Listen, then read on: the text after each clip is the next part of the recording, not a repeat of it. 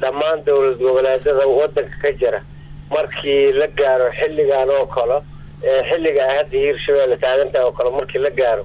waxaa caadi ah in ama muxuu ahay inta badan ay ku dhaqmaan inay isqaqabsadaan mas'uuliyiintii soo shaqeeyay inay isqaqabsadaan marka arrintaas arrin oo lagu cusub ma aha Hirshabeelle hadda waxaa la sheegayaa inay yeelaan laba mooshin oo kala ujeeda midna guddoonkii baarlamaanka laga keenay midna laga keenay muxuu ahay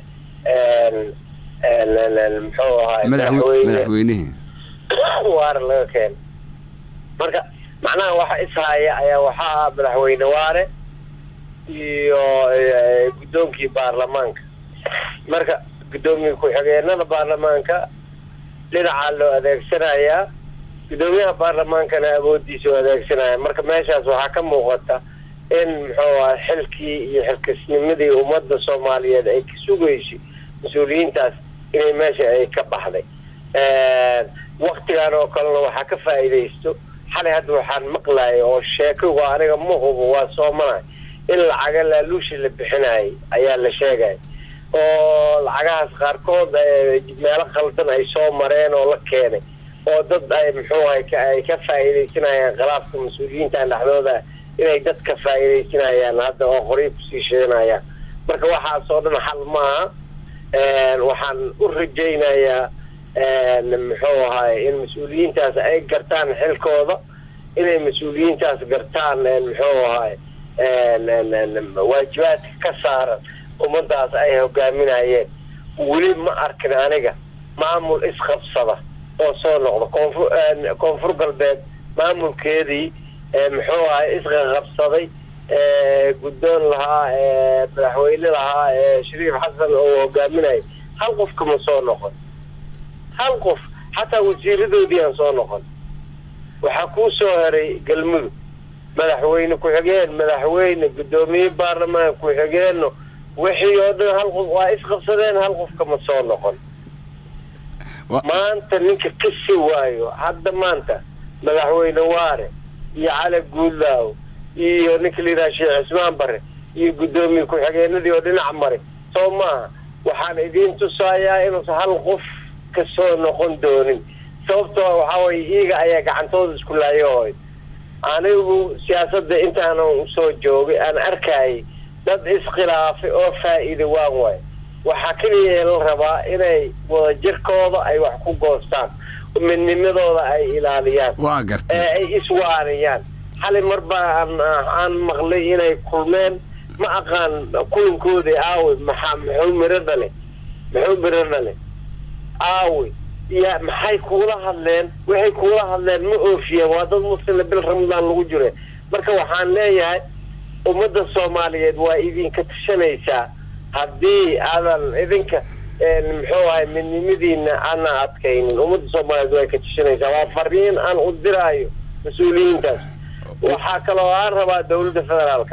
federaalka Hirshabeelle waa ku soo faracdeegni waa حتى مركي مدحوينه واري يا حكومة دول جوادي كلا أو راعي حكومة أو معارضة وحن نسقط بيني هنا عن حيث دي سقبوا جنو عن دولته فدرال كأن لما تانينه أيام نسقط بيني أنت راح تعمل هاي الشيء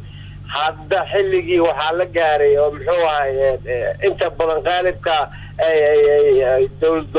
إسخلاف جريت وحرمنا وسير كرمها جدا ووزيرada ka soo jeedo ra'iisul wasaaraha madaxweynuhu in focuska la saaro arintaas ayada waa gartay waxa weey kana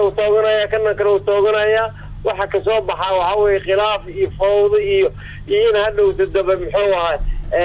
Hirshabeelle burburta oo muxuu ahaa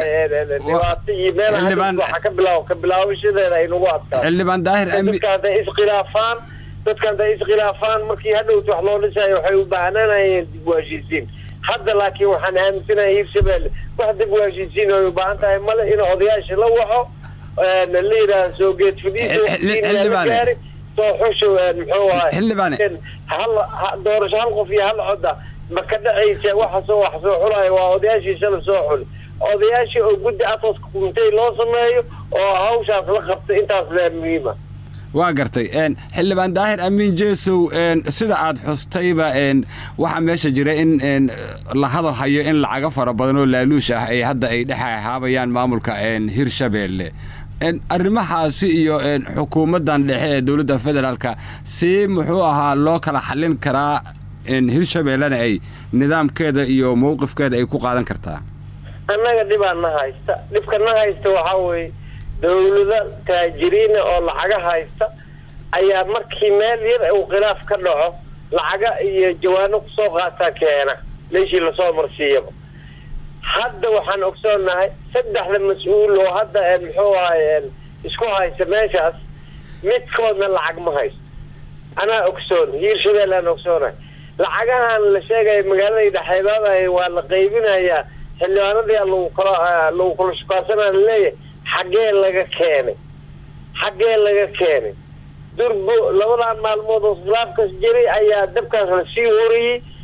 muxuu ahay dawladda dalkan cadow ahaa lacag laga soo qaadanaya gruuba oo muxuu ahay daran gaar ah raba in dabka uu sii shidmo oo muxuu ahay la ololiyo marka